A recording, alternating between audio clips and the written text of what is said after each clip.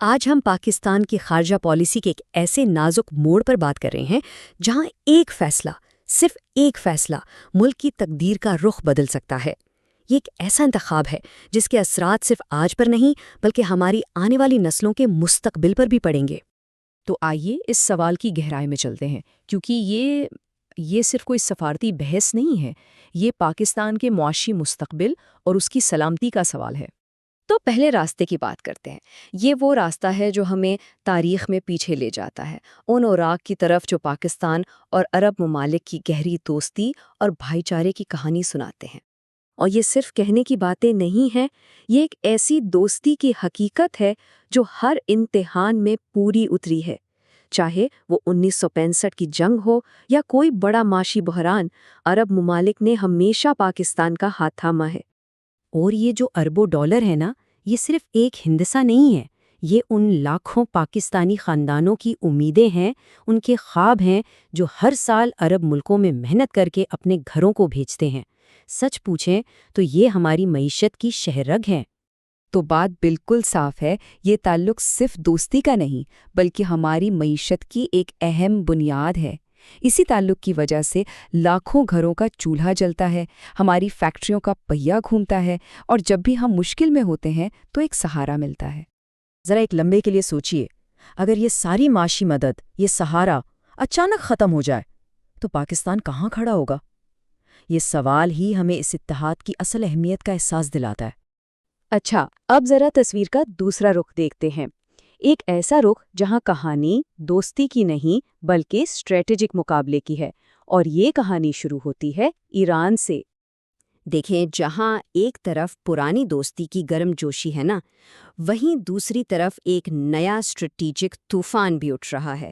ایران اور بھارت کی جو بڑھتی ہوئی شراکت داری ہے، وہ اس خطے میں طاقت کے پرانے اصولوں کو چیلنج کر رہی ہے۔ یہ مقابلہ اب کوئی ڈھکی چھپی بات نہیں رہی۔ ہماری گوادر بندرگاہ، جو چین کے لیے بحیرہ عرب کا گیٹ وے ہے، اس کے بالکل سامنے ایران کی چابہار بندرگاہ کھڑی کر دی گئی ہے، اور یہ منصوبہ بھارت کو سیدھا افغانستان اور وسطی ایشیا تک رسائی دیتا ہے۔ تو یہ صرف دو بندرگاہوں کی لڑائی نہیں ہے، یہ دو الگ الگ عالمی سوچ کی جنگ ہے۔ تو یہ سمجھنا بہت ضروری ہے کہ چابہار صرف ایک تجارتی منصوبہ نہیں ہے، نہیں، یہ اس خطے میں طاقت کا توازن بدلنے کی ایک بہت بڑی اسٹریٹجی ہے، اور پاکستان کے لیے ایک بہت بڑا چیلنج بھی۔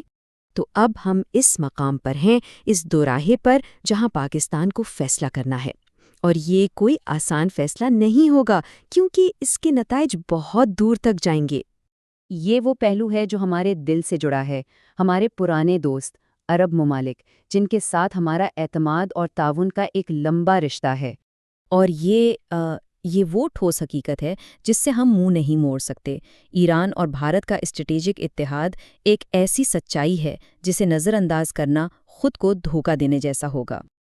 اور یہ ساری کشمکش صرف بڑے بڑے دفتروں یا ایوانوں تک نہیں ہے، یہ ہر اس پاکستانی کے ذہن میں چل رہی ہے جسے اپنے ملک کے مستقبل کی فکر ہے۔ اور پھر سب سے بنیادی سوال یہی اٹھتا ہے کہ آخر کب تک ہم دوسروں کے سہارے جئیں گے؟ کیا اب وقت نہیں آیا کہ ہم اپنے پیروں پر کھڑے ہونے کی ہمت کریں؟ تو کیا ان دو راستوں کے علاوہ کوئی تیسرا راستہ بھی ہے؟ شاید اصل جواب کسی ایک کا انتخاب کرنے میں نہیں بلکہ اپنا راستہ خود بنانے میں ہے۔ دیکھیں، دنیا کا اصول بہت سادہ ہے، ہر ملک اپنے مفاد کو سب سے پہلے رکھتا ہے۔